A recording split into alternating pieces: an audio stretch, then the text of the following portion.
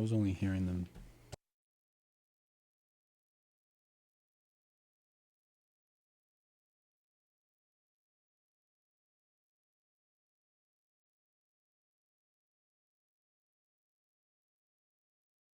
America's turning 250, and it's time to rock out with our forefathers. American-made, battle-ready style for true patriots. Whether you're marching in the parade, grilling in the backyard, or raising a toast to liberty, do it in the gear that screams freedom. Celebrate 250 years of USA in style. Wear your American pride loud.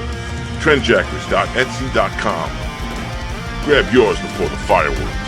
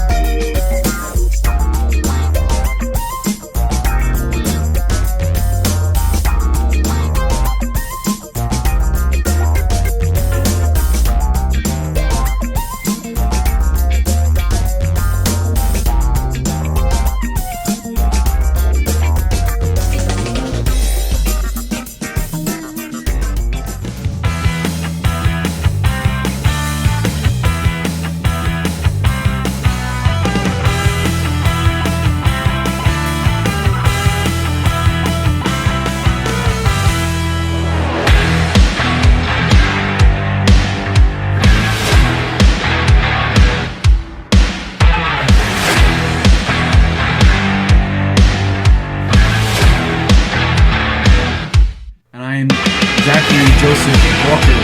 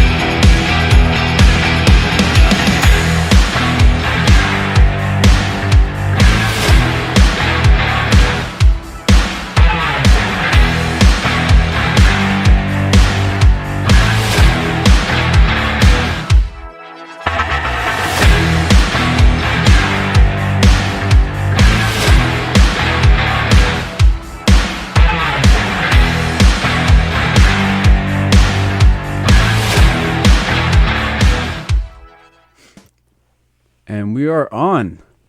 What is good, everyone? This is the Everything Superhero Podcast, where we talk everything superheroes. Hope everyone has had a great year. Today we are joined by two guests, all the way from Kalamazoo, Michigan.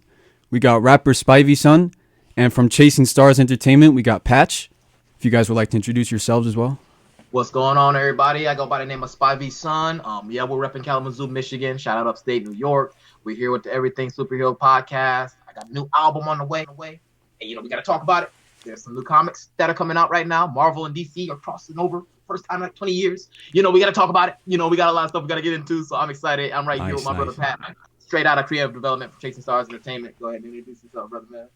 What's up, everybody? I am Aamyon Simon, but everybody calls me Patch. I am from Chasing Stars Entertainment, part of the creative development team. I mainly focus on story development and telling pretty much all the artists, helping artists develop their storylines. It's nice to meet everybody. Yeah. Nice, nice. Thank you guys for coming on. Glad to have you guys here. So, so you guys are with Chasing Stars. So that's your label, right? Yep, that is the label, Chasing Stars. We are an independent label in Kalamazoo, Michigan. Um, our mission statement is empowering artists and elevating communities. Nice. Kalamazoo, Michigan is a very small city in Michigan. We're West Michigan, so you got Detroit. We're about 2 hours away from the inner city of Detroit that everybody knows and loves. We are a group of not just artists but influencers, storytellers, and people who all have a say so whether it's in the music industry or creative industry. The game plan is for us to come together as this small city and community and do something big, not just for our communities, but for ourselves as well. And for the music that we love, we want to create authentic stories, creative individuals, and be able to showcase that on a state level and then a nationwide level as well. So we're branching out to you guys out here in New York. You feel me? Everybody knows about Detroit, Chicago, these amazing big cities. What we want to do is create a creative ecosystem for Kalamazoo and all of West Michigan, and soon, hopefully, all of the Midwest, to be able to give our shine and let the world know we got something to say.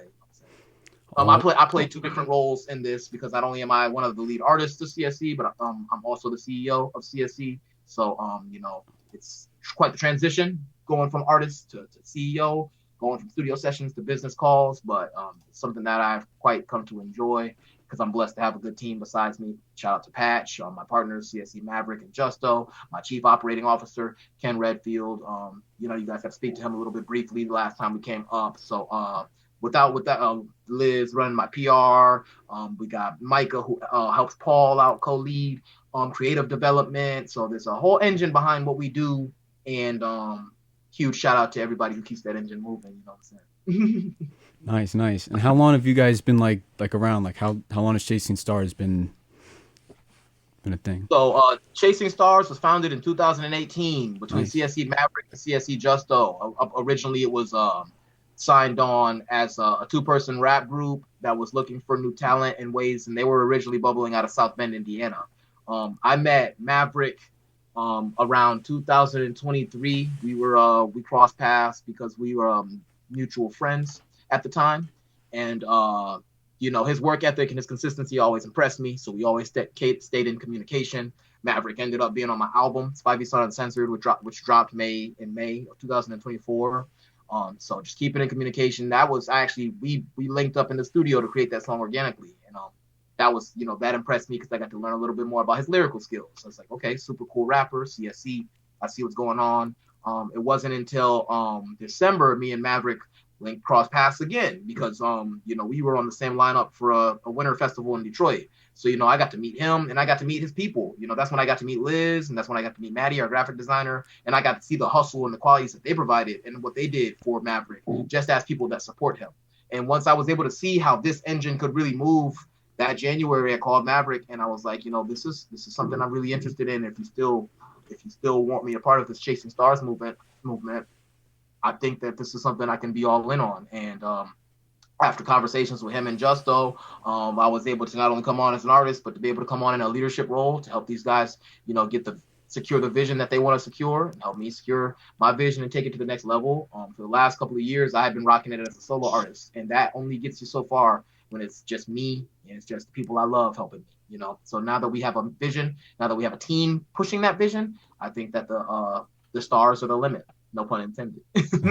and then our other leader, Ken Redfield, he signed on in about April. April was when he was Ken's been a friend of mine since about 2019, and he's always been that support role, pushing me to do more. So when Ken was able to come down in April from Chicago and see our first event, the success of it, and what we're really trying to build, and was able to convince him that I'm going to be able to. This is something I can put my feet into full force. Ken is my man because we and him are two different sides of the same coin. He doesn't rap, he doesn't do creative, he isn't too in deep with the creativity, but he does know business, he does know numbers, he's got a lot of experience with that in the companies that he's worked for. So for him to be able to I'm in a space where I can be as creative as I want, because I got somebody that's going to bring me back down to the world and explain realism.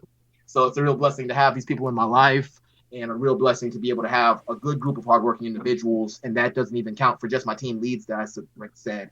It also includes the entire CSC staff. Nice. Yeah, and that's definitely like a big transition and step up to a higher level. So that's awesome, man. And Patch, when did you start at Chasing Stars? I started actually. It's funny. Was it this year? I Yep. believe. Yep. I'd say probably around maybe May or June, I'd Yep. say. Middle of the year. Yeah. Yep. Nice. Yep. And then we were able to bring Patch on. I mean, Patch has been a homie of mine for years now too. So we were able to just I'm a huge sucker for that. When God brings certain people around in your life, they bring them around for a reason. And if God brings them around again, that means He's really trying to tell you something. So that I'm not gonna miss that message. So once I saw that, I was able to show him where I'm at in life now. That to be something he can respect and be like, I'm willing to hop on board. We were able to shoot the shit and really workshop ideas together. It's a blessing. Yeah. Word. So, have you guys been collaborating since like before, like you were both in Chasing Stars, or like has it just been like since, or? I think me and Patch's friendship it never really was music based. It was always strictly friendship level based. Yeah. Patch was a fella I could go, we in the party and I can get drunk and I can talk to you about Batman and you're not gonna look at me crazy because I'm in the middle of a house party talking to you about Batman. 100%, because I'm in the house party talking about Batman too. So that was kind of like our thing, You get drunk, you wild out. Patch, I gotta bring you to this corner real quick and talk to you about comic books somewhere throughout the night that we're having right now. So that was kind of like, how, and then learning about his passions in storytelling, because that's something that he goes to Western for. So and it's something that was taught to me from Ken is to utilize your friend's skills too. You never know where they'll be able to help you out. So as soon as I found out that was something he was really passionate about, which is something that I'm passionate about as well, I said, if this is something you want to do, we will find you a way to flesh this out. And and it's been working out really well. We just dropped Profe's debut album, Who Is He, last month, and he assisted with all the storytelling for the visuals of that, and it's doing really well. It's giving Profe a real boost of confidence, and it's introducing him to quite a new fan base. So the systems, it's working, and I'm grateful. Nice. That's great how like you guys were friends and then figured out how you can collab and work together, and that's amazing. Yeah, I could definitely relate to that. So how long have you guys been like into superheroes? Since I was little, honestly. Yeah, man. I'm going back to Kids W. Now, I'd take you even further. When I was like 4, man. My granddad had Batman 1989 on the VHS. So he just pop it in. And when Batman came out of Ace Chemicals, no, I don't even do that. When Batman grabbed the dude and was like, "I'm Batman." And doing those smooth times, that's blown away, bro. How do you do that to somebody? I remember when, I think for me, how I really started getting into superheroes, it wasn't even DC first, it was Marvel, because it was my uncle took me to the barber shop, and it was when the old school, the first, the '04 Hulk was coming out. And we would sit down, and I was the first time I ever seen a real superhero movie, and I was chilling, getting a haircut, and I was like, "Yo, this is actually sick." And that became this still one of my favorite movies to this day. Hell yeah, the '04, that's the one. That's the one he was fighting. I think not Element Man. He was fighting the dude in the water, right? Yeah, that was Element Man. Element Man. Yeah. The one by Aang Lee, right? Yeah, man. That's great. Oh, Patch, bro, I gotta tell you something, man. I'm so sorry. I've been waiting. I forgot to tell you this before I told you this. My man Tony, bro. Did you know he was in Luke Cage, bro? What? Oh yeah. Yeah, I did. Right when we logged off, I went to go check. He for sure is in Luke Cage. Oh yeah, you checked. I forgot we talked about that last time. Yeah. He was in Luke Cage, man. I don't know. Do you want to show your face real quick? So if he wants to show him later. Yeah, you gotta go virtualize that. That's Tony Walker. You'll see him in Luke Cage, man. Yeah. At the end of the first episode. No, Cool, but yeah. I did. I wanted to make sure. I forgot to tell you that when I called you earlier. I am an official Marvel character. That's what that means. He's in the Yeah, MCU Right. right In the now. MCU. I'm looking him up. You know, they might call him for Doomsday. You never know with Kevin Feige. He should be that villain that was secretly in the backgrounds. You know, that guy that he was always there, planned from the start. You know. Yeah. They should bring Luke Cage back, like the show. I mean, you know. Yeah. Oh yeah, That was a great show. 100%. I loved it. You know, the way it ended, you know, they kind of need to. Or what happens? Yeah, You know? such a cliffhanger. Like, Yeah, I want to you see know, that storyline I'm continue. hoping that, you know, Jessica Jones is coming back in Daredevil. The next Daredevil. I'm hoping they see the fans. You know, clearly Marvel is in a state where y'all need to listen to y'all fans because your product isn't selling that much. So you should. So yeah, I really hope that they hear us in their cries. You know, did you guys hear about what's going on with Warner Brothers, man? Are they really selling DC? Yeah, what is it like? I saw like a few days ago, Saudi Arabia's like buying it or something, or Saudi Arabia's looking at it, Paramount's looking at it, Netflix is looking at it, and all of those are really shitty candidates. If I'm being honest with you, 100%. I'm not okay with that. I almost called my man and was like, "Look, man, if we pulled all of our money in, we probably have about a quarter of how much it costs to buy DC." I wonder if we could. I wonder if I looked it up, if I could find out how much it's selling for. Like, Oh just, yeah, I know, man. but like, yeah, it does. It is like it's worrying because you don't know like who's gonna be in charge of these characters. And we finally, it seems like we finally got a good system. I believe in James Gunn. So just don't. We are finally after 20 years, we got something consistent, and it's clearly making the turn. You know, somebody brought this up to me yesterday when I was having my weekly DC Marvel debate. They told me that, you know, Marvel never was really, as far as a real popularity term outside of movies, just general superhero popularity, Marvel was never on top. It's always been DC because, you know, just DC has real iconic characters. Even though Marvel has had a great last 20 years, that kind of put them right here as when it comes to the comparison. Just like if you go ask some random person who doesn't read comic books who's their favorite superhero, they're probably gonna say Batman, Superman, or Spider-Man. I'll give you that. Yeah. So like Honestly. you know, if we could just make our movies subpar, I'm not even saying great.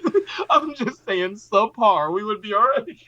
It's funny you say that, Spy, like that the Marvel movies caught up after like the last 20 years, because I always thought DC like had a better like comic book in my opinion, and like man, Marvel better was animation. bankrupt in that. Marvel was bankrupt when I was born. So you don't have to sit here and tell me that Marvel. That's why Blade saved the Marvel universe. Yeah, oh my mama. Yeah. That's why they Shout sold out off to all my their mother. characters. You know, What is that, bro? What's that? that's why they sold off all their characters in the early 2000s. You know, Spider-Man to Sony and Daredevil to Fox and X-Men to Fox. DC has yet to have those problems. All right, so Yeah. but It's true. I'm not saying those problems are unavoidable because, you know, they really gotta. You really gotta get together. Yeah.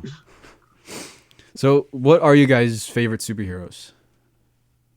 Oh, my all-time favorite superhero is Static Shock. The man, shout out to the man Virgil. Fire. Word, That's nice. fire. That's a real gem, bro. Too. My favorite's Batman. I'm not gonna sugarcoat it. I'm not gonna even try to beat around it. It's not even close. That's my man. Obviously, a second close is Spider-Man, though. I know that's crazy to jump straight to Marvel after I was doing all that hating, but it's true. No, I mean, But, like yeah. you said, like most people would say, like it's either gonna be Batman or Spider-Man. You know. Yeah, bro. Batman, Spider-Man, Superman, that's the holy trinity as far as popularity terms. You know, I'm glad Superman is getting a real authentic look, though, man. That was a great movie. Oh, that was a fantastic movie, That was actually. a great movie. The Superman movie, you said? Yeah. The James Gunn one that just came out. Yeah. Yeah, I mean, I liked it. I probably didn't like it as much as everyone else, but I thought it was all right. It was all right. I think, you know, I think that a positive step is the best. I think that's where my happiness comes from. It was finally to see DC. It wasn't, the movie wasn't shitty. And that's why I'm so happy. Yes, I could definitely say I'm happy about that for sure. Not like I'll definitely take James Gunn over Zack Snyder. You know? I swear. Oh, man. any day. I swear, bro. Like at that point, with Zack Snyder is good at making 300. The Yeah. you're good with the mythology and the Greek gods, bro, but they're not. Those aren't superheroes. There's two different things. I agree. Yeah, I agree that superheroes shouldn't be as much like gods. They should be more relatable. You know. Yeah, Yeah. bro. I mean, 100%. superheroes are so cool because they're wrote by humans. It's not like Yeah. Bible stories. The Bible was written by, you have a different level of appreciation or for the Bible when you read the Bible because you know where that word comes from. But you have a different level of relatability when you read a comic book because you know where that word comes from. It's people like us. So Right. that I think that's the cultural difference in those two mediums that Zack Snyder kind of missed the mark on, in my opinion. I'm so glad you guys agree with that because there's so many people that would hate me for saying that. You know. Yeah, and I'm not saying they were. I'm not. I'll go through the limb and say that they weren't bad movies. They just wasn't superhero. If you took Superman and Batman out of it and made them Morgan Freeman and Bruce Willis, I probably would have loved that. Yeah. Right. Honestly, it would have been an adult mythology movie. No, Yeah. It's like these ripoffs, like I don't know, like Power Man or something, or Demon Yeah, Guy. man, something You know? like that. Yeah. Yeah, I mean that probably would have been. So, one sec. So how long have you guys been doing music overall? For me personally, it's been about 6 years with the engine rolling as a musician, as Spiveyson, the musician. I've been making music since I was probably, I'd say, in middle or high school. That's when I first started writing music. At first, they were short stories. I was a comic book artist before I made music. Then I transitioned over to screenplay writing, Oh wow. and plays and acting, and then I transitioned over to making rap music. I had a my comic book character was so funny. His name is Nolan Parker. It's Christopher Nolan, Peter Parker, my two favorite superheroes. And he was super cool guy with all his confidence. He pulled all the bitches. And he was just a man. And, as I transitioned into music, when I get into when I make music that's more braggadocious or more like true centered to me, just having fun and being myself. I've always identified with that Nolan Parker character. Because that's kind of so that's always where the level of inspiration has come from in my brain. And then when it transitioned to making music officially as Spiveyson, that was 2020, I'd say. I started my first album, Therapy. That went really well in the college community. Transitioned over to state level success with my record Uncensored. That was a really big moment for us, which leads me all the way to now. We toured Uncensored nationwide. That was very successful. We got to hit different cities like Kentucky, Atlanta, New York, things like that. Not New York. We didn't go to New York. Sorry. We went to Kentucky. We went to Atlanta. We went to Indianapolis, into a couple surrounding cities in the Midwest. But it was really good experience to get out there consecutively, and we appreciated that, which leads me now with Blame Games Part 1. We just was able to drop that record on Black Friday. Really appreciative of that. Shout out, we broke a record that is my highest viewed music video on any platform at 26,000.5 currently, I believe. So huge success for us. And it was quite the challenge because this is tonally different from all the music that I typically like to make, and it was jarring because to do that as my lead single for my new album, I know people aren't really used to hearing me talk about different subjects like that. We got to delve really deep into kind of like themes of generational trauma. And, the story that we told with that record was really important to me because we got to talk about, the prideful side of how damaging that can be. I grew up, pride was used as a weapon for me.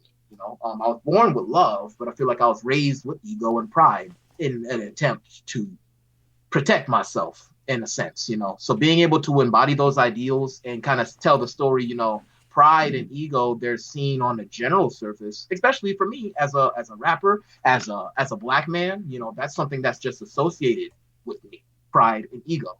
But nobody ever really talks about the other side of the coin of how that same pride or ego, even though it may crush the rappers that I'm around, or might be the thing that differentiates me in a positive light around my peers, I really get to tell the story of how those same things, pride and ego, if they're not managed properly, how they can hurt the people closest to me, and that's the story that I really wanted to tell with Blame Games Part 1. I wrote the screenplay myself for the music video. It's the first time that I've never done that, but it's always been something I'm passionate about, and I'm glad that we got to tell that story.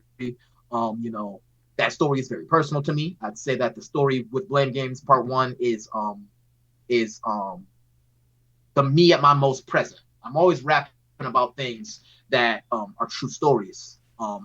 Maybe a little extra fabrication in there, but they're all based on true stories, and somebody could tell you, yeah, I was there when that happened. So, but for the first time in my career, instead of me reminiscing and going back on experiences and saying how they felt about it, I would say with this new song, it's me at my most present, and it doesn't just represent one moment. You know, it represents the ideal of pride versus ego. You know, that music video doesn't just represent one argument or one situation. It represents multiple situations or time and time and time of that happening again. You know, it represents a cycle. These are things that are not new, and you know that's why it's called Blame Games. You know, because what blame game craziest thing about Blame Games is I can blame you, you can blame me, and I can blame you for blaming me, and you can blame you for blaming me, and we can literally do that forever. So the only way to escape that game is by breaking the cycle. And with that being said, you know, I am announcing my new album coming out February 20th. It's called Heir to the Wounds,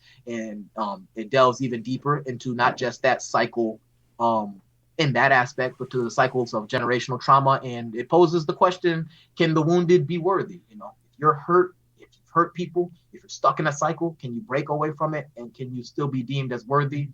Worthy of what? Worthy of who? I guess we'll see on February 20th. You feel me? Nice. So Air to the Womb, you said February 20th?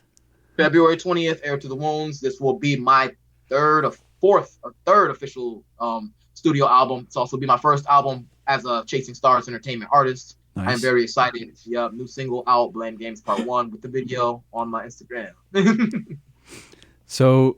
So it's going to be out on like Apple Music and Spotify, and yeah, it will be out on all platforms. Right. We are starting the rollout for the album right here on the Everything Superhero podcast show. Right so here. Like after this, we'll be dropping extra interviews. We'll be dropping all things to talk about it. You know, this album is varied. I would say this is the most important album in my career. You know, because it also highlights a 2-year journey through healing and through therapy. You know, going to therapy opened me to, you know, new ways of perceiving the world. You know, I've always been, you know, I'm my father's son, and he's his father's son. You know, my favorite quote that my grandfather said to me one time. I think I was about 7, and he was smoking a cigarette in the car while we was about to go fishing.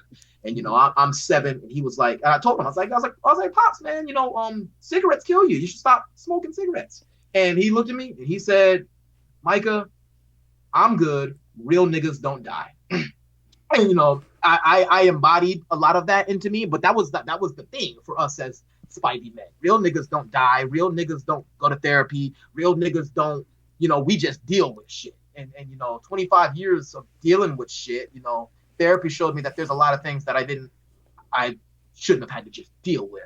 You know, so it opened and it also showed me how dealing with shit can affect not only myself internally in the long run, but people I love internally in the long run. So once you and even the people that I will come to love, you know, I want to create a world where my children don't go through what I go through, or my children aren't nothing like the bad of me. They only get the best. So and as a man in this, you know, and that's a thing that I see in the world. I feel like we don't let our children be children anymore, and that causes a lot of problems in the world, whether it's mass incarceration, mass shootings, whether it's mental health issues, whether it's world hunger. You know, if we were to allow a child to just be a child, not only are we allowing that child to grow up in a place where they're loved, secured, and will be better as an adult, to where they won't have these mental issues, but being a child's imagination is the most powerful thing that a human has. You know, maybe we could have the cure to cancer if we allowed a child to create it. You know what I'm saying?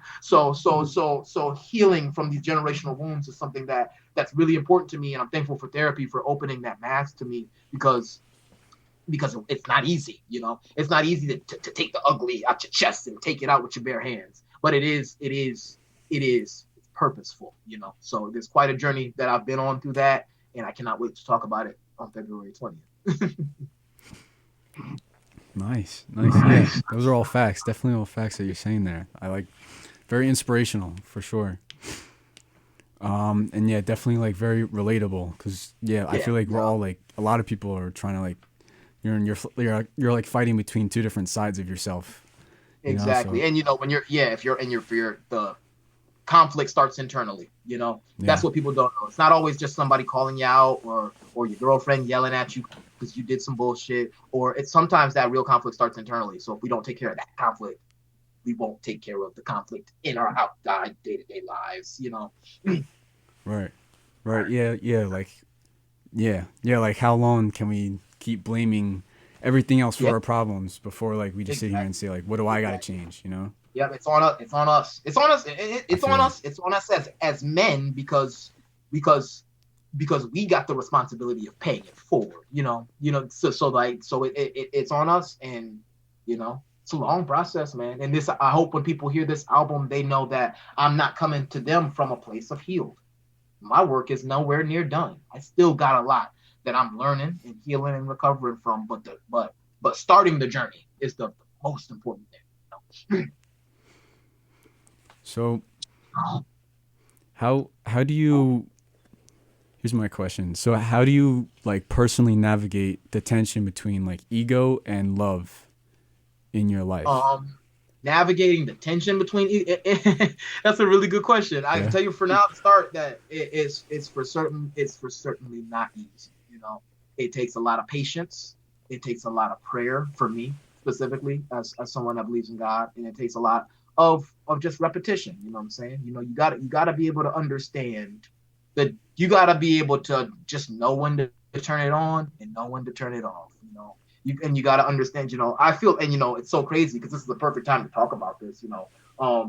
It's kind of like I've associated these things, ego and pride, like superpowers with my therapist at least. To think about X-Men comic books. Why are the X-Men even a problem? Because they're young mutants who don't know how to control their abilities. Now, if ego was really a superpower, I promise you, I would have killed a couple of people by now. Because at a time, there was a time in my life where I didn't know how to control it. So just like Professor X and just like Cyclops, who help these young mutants learn how to hone their amazing powers. I feel like as humans, we still have these same powers and things that can cause. I might not be able to shoot you through 5 buildings, but my words can hurt you.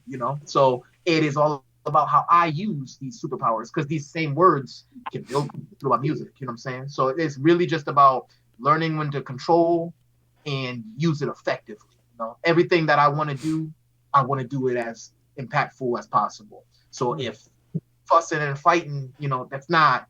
If it's and now I'm not perfect at it. Some days I'm gonna lose my shit. But learning how to not only just act with love and grace, but even in times where you get overwhelmed and you lose your shit per se, learning how to return with the same love and grace. Not perfect. Those things are gonna happen. You can't avoid them. Those feelings, it's just learning how to feel those feelings and letting them pass through you, as to whereas letting them resonate with you. I feel like. As the GOAT would say, with great power comes great responsibility. Oh my mama, simply put.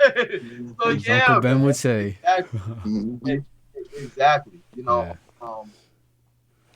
Yeah, and there's a false belief that ego equals strength. That's not necessarily always true. That's something that I had to learn too. Just because I built my ego up to a certain level does not make me any stronger than anything. Once you kind of realize that, and once you kind of realize what true strength can be, which is the true strength is learning how to unstrap the ego and look at things from a real perspective instead of using that. You find real power in that. And you found real empowerment in the people that you love pushing you to do the same thing. And then my relationship with God, pray about this all the time. I try to read the Bible as much as I can, and working with God has helped me a lot to let Scripture become instruction instead of just background noise. Something that I just hear, it goes in one ear, one out the other. I really letting the Bible guide my decision making in day to day life. It's really helped me to avoid triggers and sustain myself and push myself forward as well. Word. Yeah, That's yeah, that's definitely very relatable. I definitely feel like that's like I could definitely relate to that like more recently, just like the things that go on and like controlling everything that you're feeling and And like I said, it's a process, man. yeah, Like it's still something I'm working on as we speak. You I know, feel it's something that. that you just got to continue to work, and you can't let yourself get discouraged. You can't just because you snapped off of somebody you shouldn't have does not mean you are the most evil person in the world, man. It just means you need to learn how to remedy that and learn how to respond with grace and with love. You know, which is something Yeah. that we have to learn how to become forgiving. You know, the Bible says in Matthew to forgive your partner 77 times without counting. Give somebody 77 times without counting. That means you are just a forgiving person. So love, forgiveness, the fruit of the spirit, kindness, graciousness, mildness, self-control. Those are ideals that I really try to live by and try my best to continue to live by. Yeah, Yeah. that's Yeah. definitely a powerful message. Endorsing therapy because there's nothing wrong with getting therapy for sure. So Yeah, yeah, like there's not, and I always felt like I used to feel like some people may still feel like there is because the ego, and there's not. So it takes another level of person to go to therapy. Somebody to look at them, be able to look in the mirror and be like, all right, this shit ain't working. My yeah, ideals, my beliefs, what it takes you to get to that point in life once you realize that maybe the things that I was raised on aren't the right way to go. That's when it's most impactful.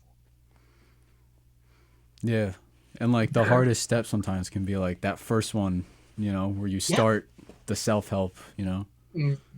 Or even in the beginning of therapy, sometimes figuring out how to open up to your therapist might be a struggle too, because Yeah. you might not want to tell the truth. The truth is ugly.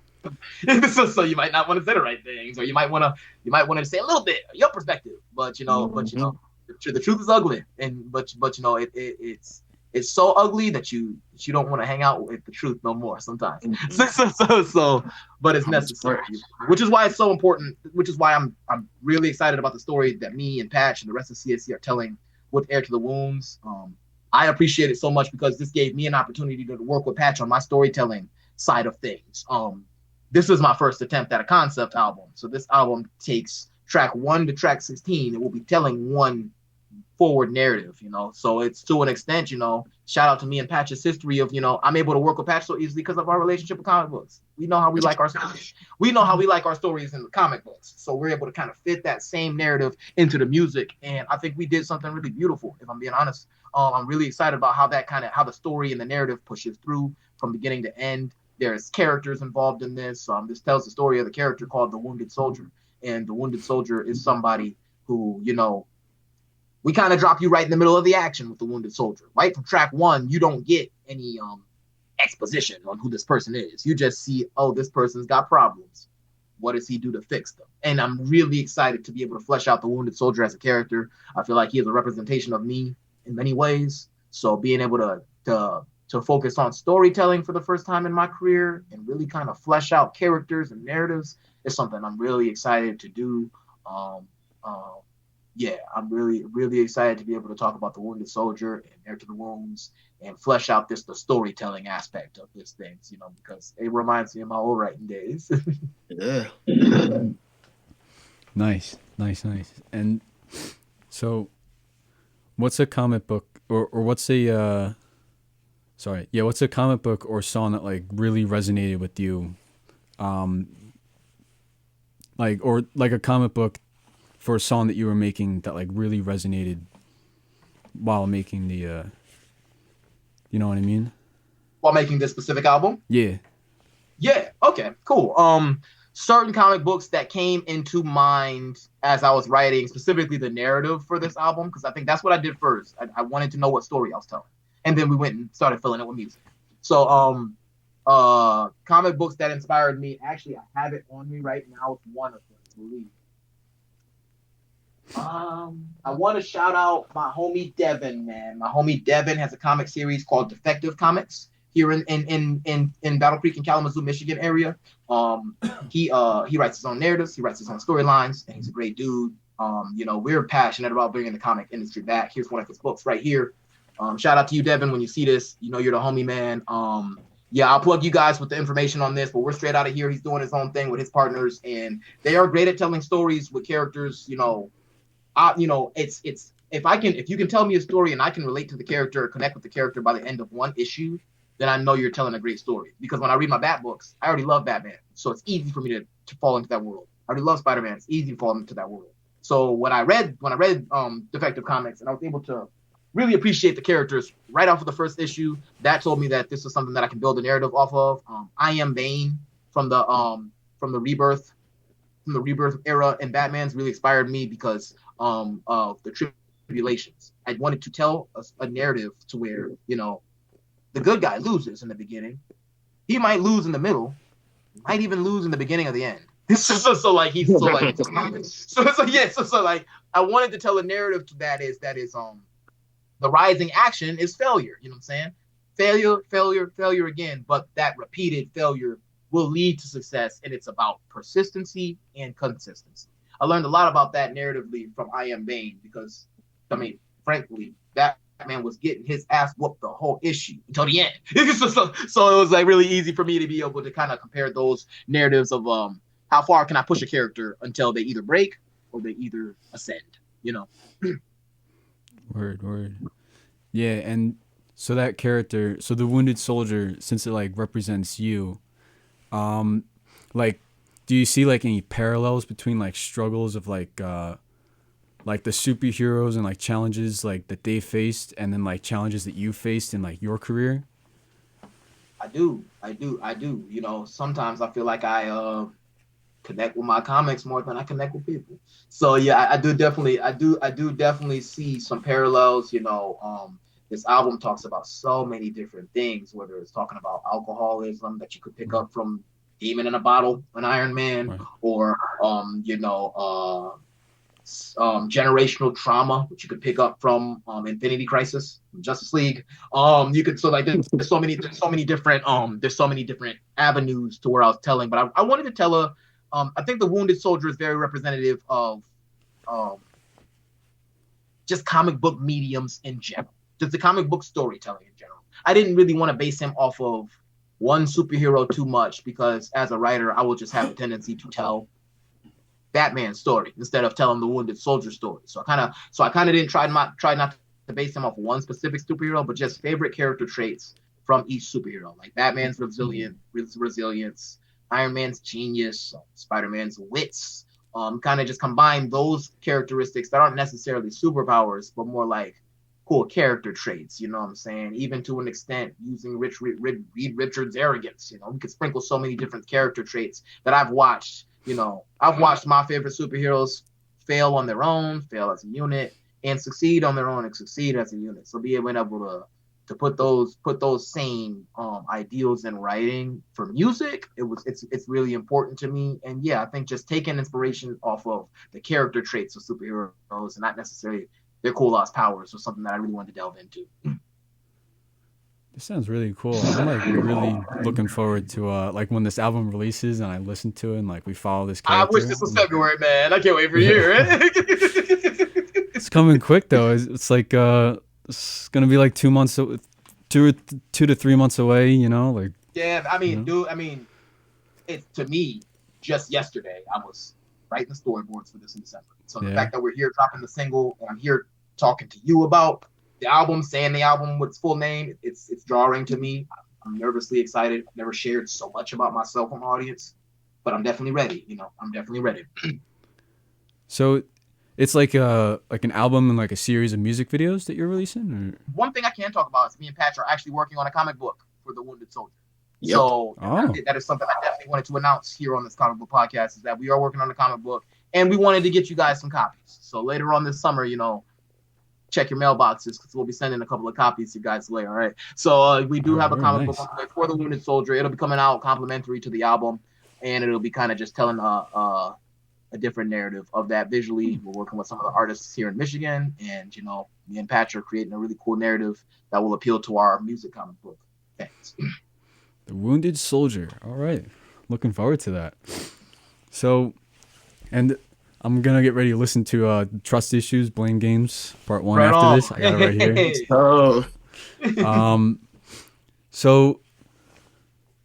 So when you guys, so I want to ask, so question for both of you guys. So, So when you guys collaborate, how in what ways do you guys collaborate to shape and refine like your narratives through the music? Does that make sense? Yeah. So Okay. so that's more. Yeah, I can answer that from CEO's perspective actually. For Chasing Stars Entertainment, what we do, we have a department system. Everybody's in a different department, whether it's the PR department, which refines the brand activity, and then the creative development department, which refines obviously the creative storytelling department of that. What we're in the middle of doing actually right now is I had just spoken to Patch in the creative development department, and we spoke about just what we do is we I've sent him over the Patch has already listened to the album. He already knows about what's going on. So Patch knows what's coming, and he is right now they're in the process of just game planning ways that we can creatively tell our story, whether that is through TikToks and visual narratives, through comic books like we're about to do, or any type of creative ways we can do that. We set up artist meetings, and we send the artists right over to the group, and they can sit down, old school, notepad, pen and paper, video camera, and just game plan ideas all day, shoot TikToks all day, get whatever content we need to get done. And we like to pre-plan. So we might go over for a session and get months of content done. And all we have to do is organize, collect, post consistently. And that makes it easy for us. And, Patch has a team with him so they can all workshop ideas and workshop how we can do this professionally and creatively. Now, Patch, you can go ahead too, but Oh, yeah. So from my perspective on the creative side, when an artist comes to me, I'm just trying to whatever visually I hear from the song, like I try to get their perspective in. If they don't have one, I'll put my own visual twist on it.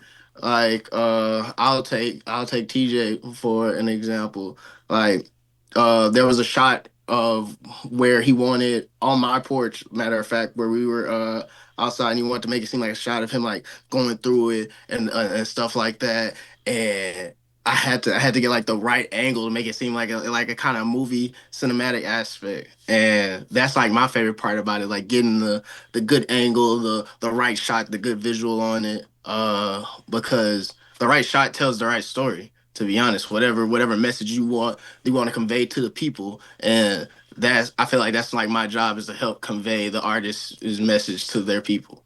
yeah, 100%. For sure. Yeah, for sure. And I can definitely relate to that. Cause just like a little something you guys don't know. I'm not sure if I told you this, Spivey, but I'm a filmmaker, so I can definitely relate to that. Like, Oh, creating word. shots and yeah. How So long you been filmmaking, man? since 2018, Okay, right Go. on, bro. yeah. We gonna have to chop it, man. I'm trying to, I'm desperately trying to get up to New York, man. Me and the wifey, we're trying to get up there, Word. bro. So I would love to, if I could bring Patch, we can get some filming in. Ooh, yeah, teach me some things, man. Great. For sure. Yeah, we should definitely try to collab and figure something out, see what we can do. Yeah, man. It's nothing but a flight, man. We'll figure some stuff out. I'll be in Word. touch. Cool. But yeah, so something I wanted to ask based off what you said. So I guess like what are some like emerging trends or like techniques in storytelling that you find like particularly like exciting for music artists? Does that make sense as a question or Yeah, something you what do I think that's more of a question. Yeah, I see what you're saying. Basically, what are some trends or what are some things that we do to captivate our audience that are kind of like pretty Oh, cool? okay. Yeah. yeah, just Um. like yeah, like whatever techniques that are I don't know, anything cool or on Yeah, whatever you guys. I kind of something that we're cool that I'm planning for the Air to the Wounds rollout is just kind of just like making it a rollout. That's something that underground artists don't really do. They don't video album if you're lucky, and that's after the album's released. I wanted to do a creative rollout that kind of gives you breadcrumbs of each story. Each month I'll be coming out with a new interview or a new post that'll describe a little bit about the album leading up to February. And then, in March, I have another press tour that we're doing so we can really kind of spread the word. I think Patch and the crew do great with generating TikToks that from the jump, they kind of captivate your attention. Like some And silly. I got to shout out Paul for that one. That's Paul. Paul, yeah, shout out Paul. I think that's something that they're really good at is doing things that will from the jump is going to grab your attention. I don't know what I'm watching, and then next thing you know, you're watching CSE music. So I think that's something great that they specialize, that Paul and the creative development team Mhm. specializes in, it's just captivating attention from the jump which is a literary device that we kind of picked up on. Yep. Or something that I know he's probably watched from other TikTok creators that aren't even musicians. So something really dope that we do. Word. How can artists? How do you feel like an artist's personal journey can be framed as like a superhero like origin story to engage fans on a deeper level? Just trying to relate it to like superheroes in a way. You know? That's a really good question. That's a dope question. I like that.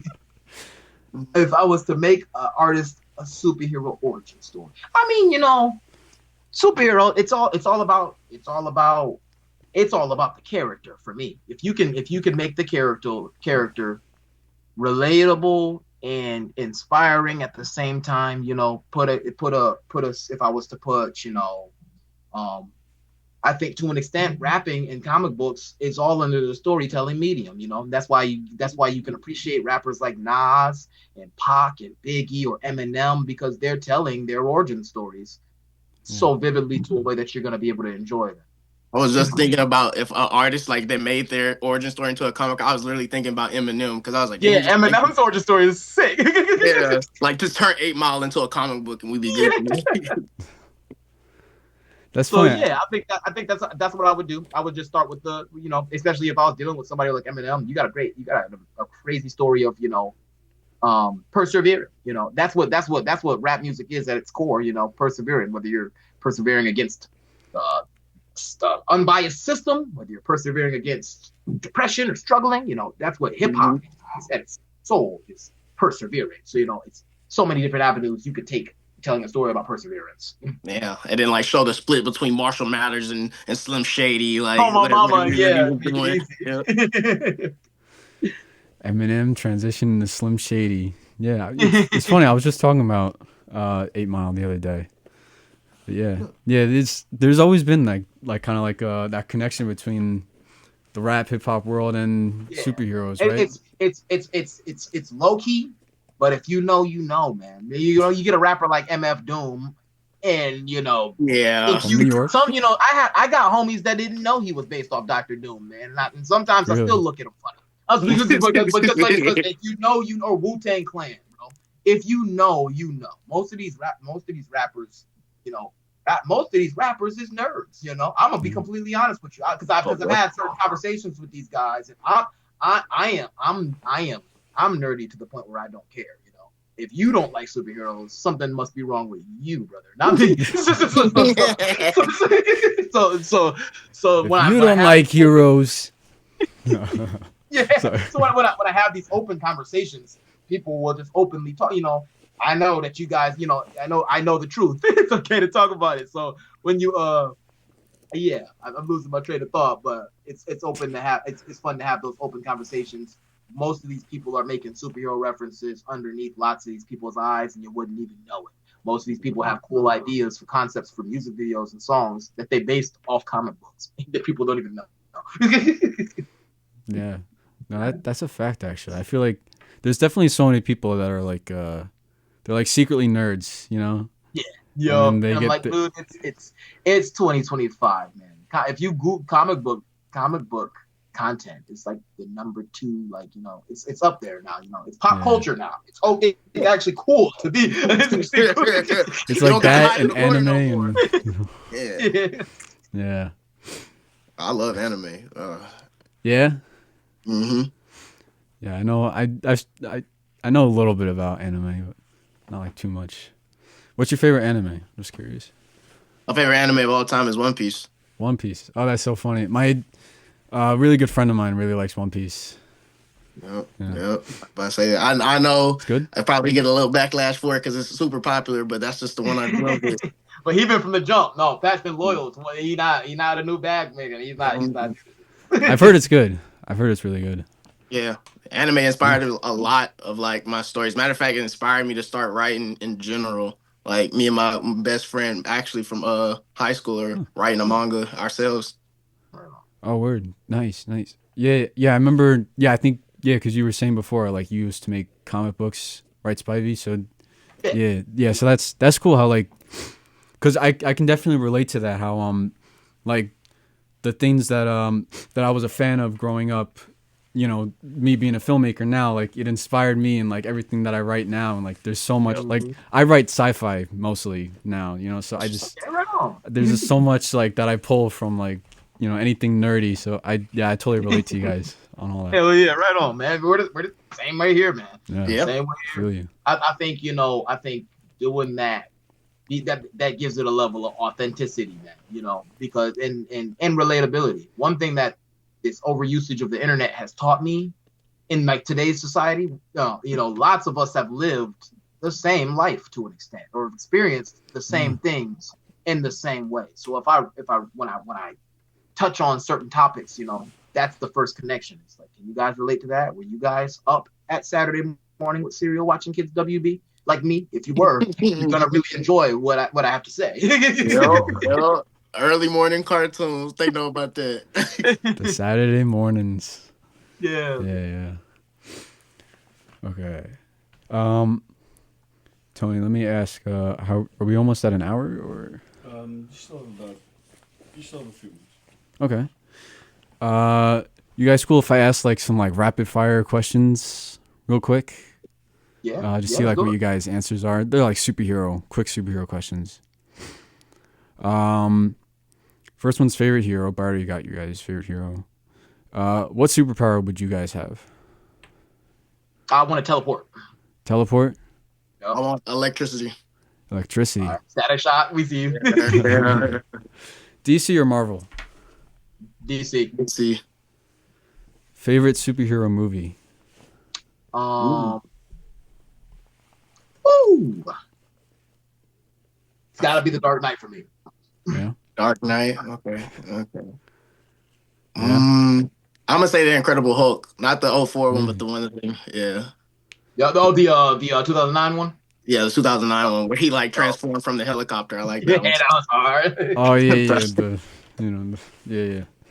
Yeah, that one was good. I like that one. I like that one for sure. They should. I liked what's his name? Bruce Norton, Tim Norton or whatever. I liked him a lot. Norton. I liked him better than Ruffalo, honestly. But That's why I wanted to come back. Yeah, it is funny looking back at that. Like that movie kind of had its own vibe, kind of separate from. Yeah, bro. It's like MCU adjacent. It would be interesting thinking what could have been if it. Yeah, man. How that would have worked. Who is a rapper that would be a superhero? I know we're saying rapper that would be a good superhero. I mean, Shady's one of them.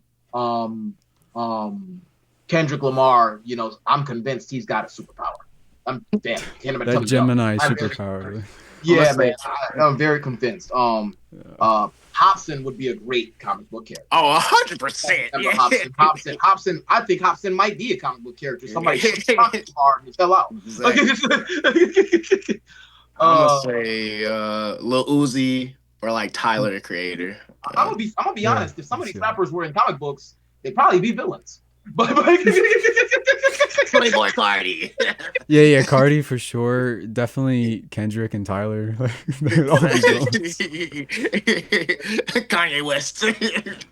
Oh yeah. Kanye being on his own side though. It'd be like he's a villain to the villains. Exactly. He'd be like anti-hero because he'd do that one good deed every one. Exactly. Everybody be like, all right, maybe he all right. Yeah, he'll give pizza to the homeless guy, and then he'll just then he'll kill the next guy, and then Or he's like a petty supervillain. He's the type to give pizzas to the homeless people and then just take all the pepperonis off them one by one. It's like you get the pizzas, but I keep the pepperonis because my life is dope. And then he walks up. Okay. What do you guys think is the most overrated superhero? Overrated superhero. Yeah. Superman. Is that Superman? Yes. I'd say, yeah, you know, the power of goodness is quite a superpower Superman has. Overrated. Is anybody just like, power scaling is the weirdest thing with overrated because someone can be overrated in one comic book and they can be completely underrated in another. I think when it comes to a superhero that is completely overrated, you got to get into your Celestials levels if you want to go really deep. Okay. Because obviously it just got to a point where it's like, now I'm fighting God. So obviously that's just a little unfair. Why do I gotta fight? But see, I think, and that goes into things like these writers put themselves in the corners like that. Like Dragon Ball Z, for instance. Oh my god. I don't know who Goku is fighting no more, bro. It's like he's fighting, like at this point, like he is fighting he fights some of the most powerful people, but he's gotta win. But because he's gotta win every single time, there's always gonna be like, I don't know who he's gonna fight next. So yeah, I think that power scaling is all. But if I was to pick one, they'd ask me to pick one. It would probably be Superman. Love him to death, but some comic books he can even like resist kryptonite. It's like, that's your weakness, bro. You can't resist your weakness. That's not how that works. Wow. That's interesting what you said. Like it's funny how so you said like in Goku he just keeps like just more and more powerful and because he's got to win. I mean, he's I watched Dragon Ball since I was probably 13. He has defeated deities, he has defeated aliens, he has defeated demons from other realms. Like, it's going, I can see, and they're making so much money, they don't want to stop. It's going to get to a point. That's the problem. It's going to get to a point where Goku's going to have to fight the entire universe and then win somehow. And then that's so funny. See, I never seen this show, but I mean, what I know about it, like I like how the concept of One Punch Man, because it's just like he just, no matter what, he just punches people and he just wins, and he wins. He just keeps going higher and higher and higher up the chain. And I will say that they got creative ways to allow him to get one punch off, though. That's why I like it. They got creative ways to let him get that one punch, and then he's gonna get punched. So like that's I do. That's fire to me. And that's different from Dragon Ball Z, because in One Punch Man, he don't even like one punch and stuff. He'd be like, "Dang, I wish I could have fought him." Yeah, that's why I love it. It's just he's just too overpowered. Exactly. I feel like imagine I sometimes wonder, like, if someone had a Superman level power in like our actual world, it's like that's probably what they would be like. Just I'm bored. Yeah, bro. I think they'd be the most kind spirited person, because like, if you flick that person, he's not coming back. He's vaporized. Sending him to the moon. Reminds me of that Kendrick lyric where he says like, "I thump him like, oh," like, you remember Euphoria? Like, yeah, with my finger, oh. Yeah, that's right. Okay, I still got more questions. What do you think is the best superhero origin? Oh.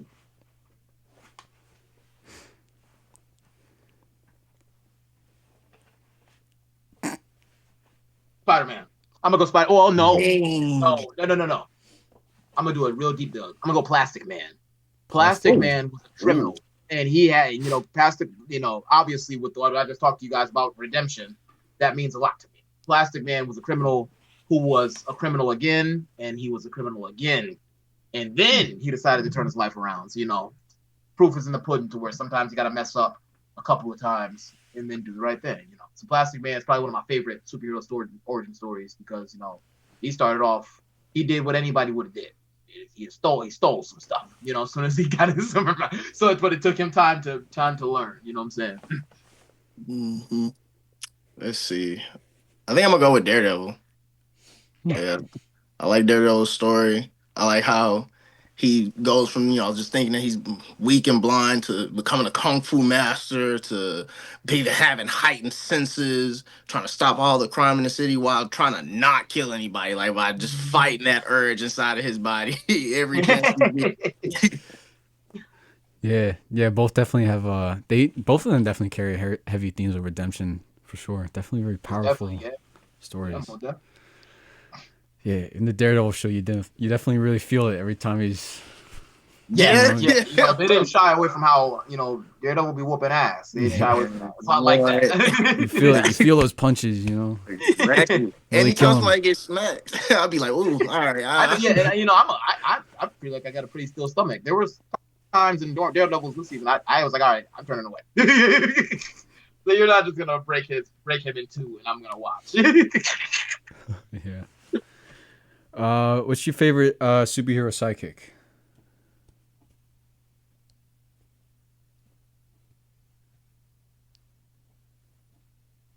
Hmm.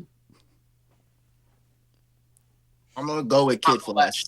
I'm gonna go with Aqualad Okay. from Young Justice. Yeah, that's exactly what I'm talking about. Kid Flash from Young Justice. Yeah. Oh, I Kid think Flash and I think we Aqualad. can all Okay. say that Young Justice gave me a lot more appreciation for sidekicks.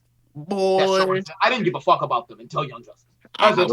that's what I love Really? about it. That's that good DC writing right there, Yeah, boy. I truly couldn't have cared less about none of those characters until I started watching Young Justice, and I got a real appreciation. So do you prefer Teen Titans or Young Justice, or do you like not usually compare? I between- kind of, because like I said, comic book writers are so confusing. They're always using the same characters. In my brain, they're the same team. So, Yeah. to an extent, so like I kind of go out, put them all together. I know they're inconsistency. They're just usually a specific roster for Titans, but they all kind of fit the same demographic for me. So I kind of love them all. Yeah, kind of the same with me too. I was about to say I can't compare them, but honestly, I can only compare like the characters I guess from each show. Hmm. If you could create a superhero crossover, who would it be? And I'm not confined to network restrictions.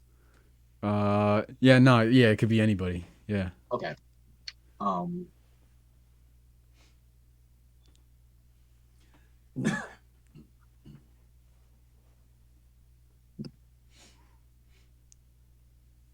Man, I gotta see Static and Miles come together. That would be hilarious. Mm. Static Shock and Miles. Miles in the comic. That'd be dope. I can see that. Yeah. I would love to see. I'm gonna do you guys something crazy. I would love to see a Batman Homelander crossover. Whoa. Right. Okay. With Okay. those, so, see, because that's Batman's worst fear is a Superman he can't control. So I would love to see him out of his element with a Superman he can't control and a Superman that can't be winking by kryptonite. You're gonna have to really think tricefully and see if you want to take him. I'd love to see that. I would love to see That'd be a dope comic, actually. That'd be like a worse world than Injustice. Like, that. Yeah, 100%. And Homelander don't know you, Batman, like Superman do. He's not holding back. yeah. Oh, yeah. Oh, damn. I think that's an idea. That's an idea. Yeah. I always like putting Batman in the most losable situations because he won't kill Homelander either. So I don't know how that'll work. I really Yeah, don't. win it that way, yeah. That would, damn. Yeah, that would bring Batman right to his limits. I swear. Oh, okay. So now this one's a reverse question on one I asked earlier. Who's a superhero that would be a rapper? Mm. Mm. You see, it's so crazy because the thing with rap music is, rap music is self-expression. So I could imagine so many superheroes that could self-express themselves in a certain way. I could see Batman dropping an intelligent ass 16 about how he will get the information out of you. I could see Superman rapping like Chance the Rapper, just positive and happy and go lucky all the time. I could see, you wouldn't even see Daredevil coming on the track, pun intended. So I could see Spider-Man dropping a witty diss track on like Green Goblin or something. I could see like Green Arrow doing something mad political and nuanced. I could see like Green Lantern with a very gritty militaristic. Like you could go down superheroes. See Martian Manhunter hitting some Martian Manhunter out of this world, man. Yeah, exactly. I love how you said you wouldn't even see Daredevil. Like that one hit me like a second late. I was. Yeah, it's crazy. This one's okay. So a few more questions, but they're like a bit more wordy. If Superman and the Hulk had a team up to take down a common enemy, which villain do you think they would face? Superman and the Hulk. A common enemy. I definitely could see them fighting somebody like See, I would, obviously you could do the basics like Lex Luthor, but I would want to see somebody that could challenge Hulk. I would love to see Superman and Hulk fight Parasite. I want to Parasite. see him fight. I want to see him fight Darkseid. No cap. Parasite, Darkseid, or Lobo. Somebody or like Lobo. yeah, I think Lobo. Lobo probably be the better one. Yeah, Lobo would probably be the best way, unless you wanted to go like Mongolers. That's it. Mongol kidnap Superman and Hulk, puts them on War World. They fight. That could actually be a dope fight. It'd be like World War Hulk all over again. That actually is something. I should. I'm gonna send a letter over to all my boys over there.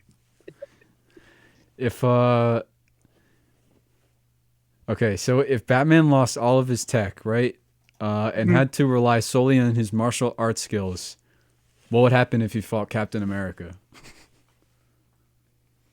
He'd piece him. He'd piece him up. Yeah, he doing him. I think the League of Shadows taught him way too much assassination work. Steve is from Brooklyn, man, but I think he'd piece him. I think that it would be. They fought in the Malcolm comics 20 whenever he wasn't born. But and I think they fought for like 3 days, and they both tied because they both kept on tying each other. So I think that at the end of the day, I mean, if he was no gadgets, no stealth, just hand-to-hand combat, I think that they would tie at the latest because and I think the only reason I think they would tie is because I think Captain America would just keep getting up. I don't think it's because Captain America was whooping on Batman's ass or nothing. I think Batman would piece him. I just think that Captain America ain't gonna get up. Ain't gonna stay down. Batman would be like trying to play an endurance game, but he wouldn't be able to do that against Captain America because he literally probably has limited stamina. But see, don't let Batman find out that you can take a punch because Batman will hit you with the Batmobile or something. You can take a lick. He'll call like the airstrike through the man. It's like don't let him know that you were enhanced by any means, bro. Call him Batwing, smacking the Batwing. Yeah. Could the Flash outrun someone teleporting? What do you guys think? That'd be like the Flash versus Nightcrawler. Yeah, that'd be a really good fight. Yeah, could he outrun? Like, could he get there before they? Yeah, I think so. I think that. Do I think he'll be able to do it consistently? No, but I do think one time, because I think it's from my comic book knowledge, Flash can go as fast as he can go. There's no real limit. It's if he can take it there, he can go. So does that mean he could probably be faster than teleportation? Yes. Do I think he'll be able to bounce around with somebody like Nightcrawler? Probably not, because that's a lot of energy you burning to get there. Yeah, 100%. I was about to say he definitely would beat him, probably in a race, 100%. Like if they had like a specific place to go to, because the one thing with I think teleporters is like a distance thing, like depending on who the teleporter is. Mm-hmm. So like I think Flash would at least get there at the same time as him. Maybe not. Yeah, no, he'd beat Night. If it was Return of Nightcrawler, he'd beat him. I think he'd beat him because here's my question. Zach, does you see I'm so deep into these questions. Does the person who's teleporting does everybody know where they're going? Because if Nightcrawler has to think about it, by the time he thinks about it, Flash is gonna be there. So if they both knew where they were going, I'll give it to Flash by a lot. If they're just going to a random place and Flash gotta keep up, I'll give it to him by this much. I guess we'll say that they both know where they're gonna be going. Yeah. If Nightcrawler's got to think about it, Flash has canonically been beaten speed of thought. Yeah. I'm gonna vote for Flash. If Iron Man and Batman had to co-design a suit, what do you think it'd be like? It'd be like, oh man, it'd be like Ultron all over again. Yeah, bro. Yeah. It'd be like the Hellbat suit on steroids, bro. Because Iron Man's just way more paranoid than Batman, so he's gonna have every fixing in that to make sure that nothing bad goes wrong. Yeah, bro. I'm talking like probably like a nuclear tank at the bottom, man. But see, that's where it'd be crazy. Tony Stark clearly don't mind shooting your head off, and Batman does. So I guess that would be where we would see. That's what I said. Yeah. So could it end up being safe because Batman would like program it to not kill anybody? Yeah. Or like low key. Or Tony will be like, "Well, I knew you'd program it, so I programmed a hack to bypass that. I bypassed that, you know." Bypassing a bypass. I feel like at that point we'll get like a like Batman being like, actually, I saw you coming, and then Iron Man being like, no, I saw you coming, and then just being them just saying it over and over and over. Like I saw that. I saw that. Yeah. Imagine.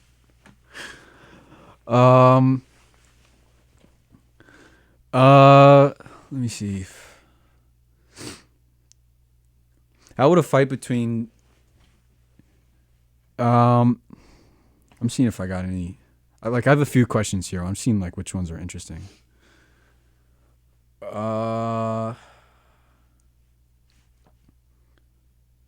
Okay, if there was a fight between like Silver Surfer and like Captain Marvel, like how do you think that would play out? Captain Marvel. You talking about Carol Danvers, right? I mean, I guess we could say either one. The first one, too. Either one. Silver Or Surfer's Marvel. mopping the floor. Silver Surfer's mopping Kamala. Sorry, you know, and I love Kamala Khan, but she just don't. I wouldn't even consider it. She don't got the artillery to deal with my man Norrin. Captain Marvel's got to, you know, that'd be quite the light show. That's the best way I can put it. That would be quite the light show. Making stars. They'd literally be up there making stars. They'd be up here creating solar systems, man. That'd be quite the light show. I couldn't tell you, you know. No, I couldn't tell you. Silver Surfer's probably still winning, just not by it's not gonna be the ass whooping that people think it Yeah, he's not gonna sweep. is. Yeah. Are you kind of hoping that he like, or that's some form of Silver Surfer knocks her out in the Avengers Doomsday or something? Or I do, man. I want to see Silver Surfer for real. We didn't get enough of him in Rise of the Silver Surfer. That was just he was there. And he got to fall in love with Jessica Alba, but everybody was doing that when it came out.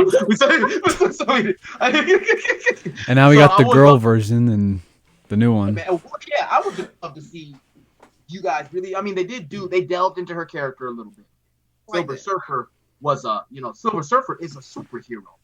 I like the story, but I know at first she or he was working with Galactus. I want to see more of so like if you read Silver Surfer comics, there's a lot more than him just being Galactus' servant. So I'm hoping to see more of that character. I'm hoping to see a series. I'm hoping to see some more depth to him because that opens the doors for a lot for the MCU when you want to get into the space stories. Silver Surfer's story is just so dope because it's just like a journey of self-discovery and it's an isolation that he put himself into and self-redemption because he can't go back to his planet. Yeah. He's the last one. Bro. And I'm curious, and that's like, why don't I think Marvel did it a little bit with Guardians of the Galaxy, but if you guys started selling you guys the space stories, DC has great space stories. Marvel has great space stories, Dude, I love space stories. We have seen the cultural impact that Star Wars has had on an American society.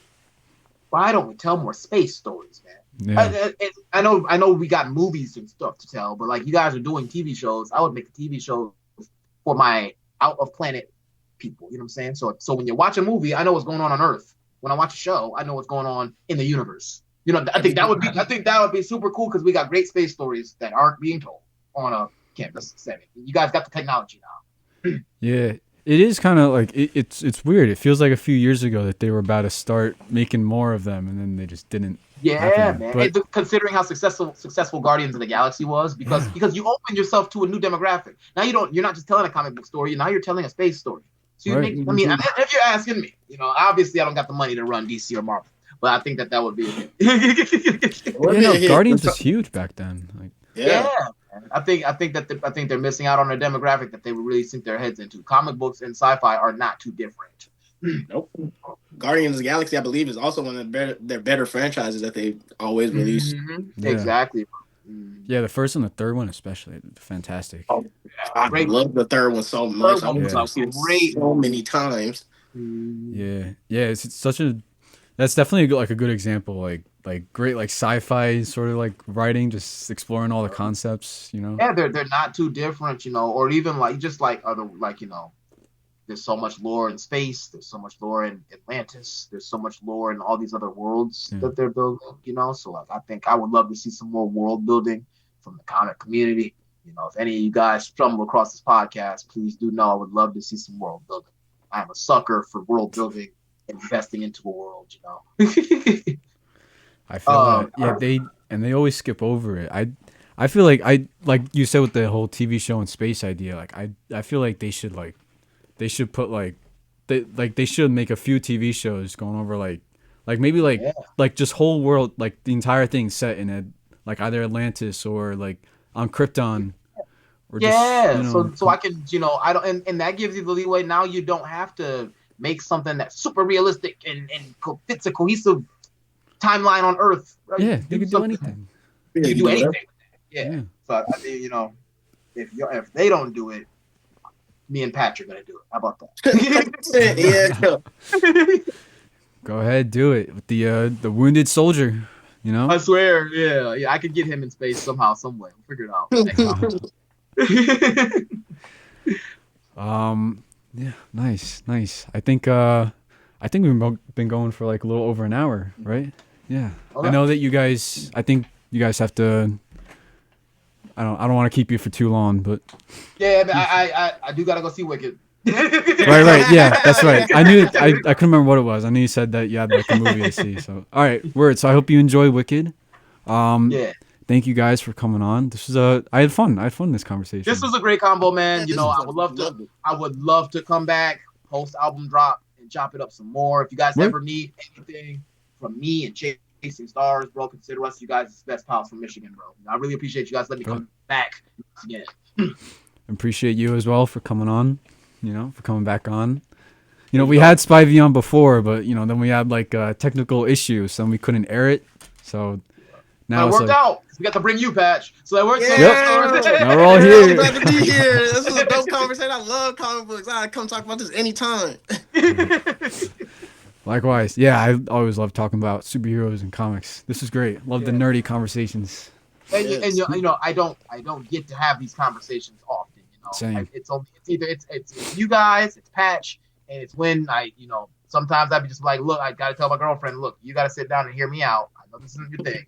But this new comic dropped, and I gotta tell somebody. Yo, I feel that. Oh, real. Yeah, and they're like, I don't know what you're talking about. I'm like, yeah, I know. Yeah. She's going, no, love her to death. She's, yep. She gonna stand with me. She gonna learn, you know, and she does. I love that. She at least know Batman's the best, and you know that's all, and that's why I love her so much because she will help me defend Batman. Nice. Yeah. So all right, so with that, we're going to wrap up the show. So remember to check out the single, Spivey single, Trust Issues, Blame Games Part 1. It's all on all platforms. Please go check that out. And the video is on my Instagram at official_Spiveyson. That's the first screenplay that I've written myself. Please go check that out. My new album, Air to the Wounds, is coming out on February 20th. It is my first attempt at a concept album, and I really hope you guys enjoy it. Go check out his album. Do that, and then thank you. Hey, thanks for having us. Shout out New York, coming from Michigan. Much love. You guys make sure you check out the album coming soon. Shout out to Chasing Stars Entertainment, the label and the team and the brand that is powering myself and Patch. Like you said, shout out to Chasing Stars. Oh, sorry, were you gonna? Sorry. Oh, my bad. No, I was just gonna say thanks for the shout out. And again, shout out to Chasing Stars in Kalamazoo, Michigan, West Michigan. And yeah, thank you guys again for coming on. This was a great show. Sure. Thank you for having us.